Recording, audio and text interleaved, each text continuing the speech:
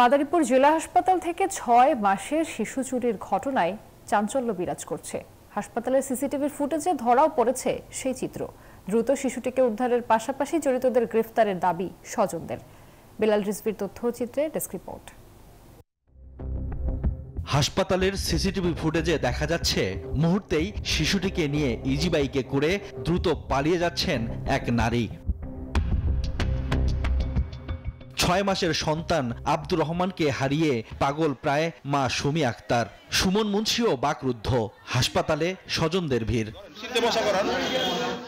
স্বজনরা জানায়, হাসপাতালের শিশু ওয়ার্ডে ভর্তি অসুস্থ 2 বছরের মেয়ে জামিলাকে খাওয়াচ্ছিলেন মা সুমি আক্তার। শনিবার দুপুরে গোলাপি রঙের বোরখা পরা এক নারী আব্দুর রহমানকে কোলে নিয়ে ওয়ার্ডের বাইরে চলে যান।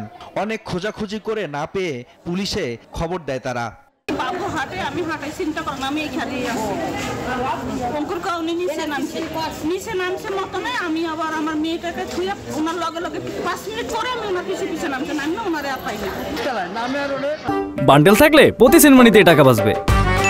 বিকাশ সেনমানি বান্ডেল কিনে জিতুন প্রতি লেনদেনে। আব্দুর রহমানকে উদ্ধার করা সহ চোর চক্রকে আইনের আওতায় আনার দাবি স্বজন ও এলাকাবাসীর। আমি আর কোলে রাখি করে ঘরে হে নাইনাটা করি বাচ্চা শুনতে মহিলা দিয়ে গেছে অন সঠিক বিচার চাই আপনার কাছে বাচ্চারা চাই। সরকারের কাছে আবেদন জানাইতেছি এই বাচ্চার যে ক্ষতিপূরণগুলো এগুলো করার জন্য। শিশুটিকে উদ্ধারে অভিযান চলছে বলে জানিয়েছে পুলিশ। আমরা অলরেডি সিসিটিভি ফুটেজ পেয়েছি এই সংক্রান্তে এবং আমাদের মাদারীপুর পুলিশের সদর থানার টিম এবং ডিবি টিম এবং আরো অন্যান্য টিমগুলো এটা নিয়ে কাজ করছে। আমরা খুবই আশাবাদী যে আমরা খুব দ্রুত আমরা এই শিশুটিকে উদ্ধার করে তার পরিবারের কাছে ফিরিয়ে দিতে পারব। হাসপাতালের নিরাপত্তা ও শিশু চুরির বিষয়ে ক্যামেরার সামনে কথা বলতে রাজি হননি সদর হাসপাতালের দায়িত্বশীল কোনো ব্যক্তি।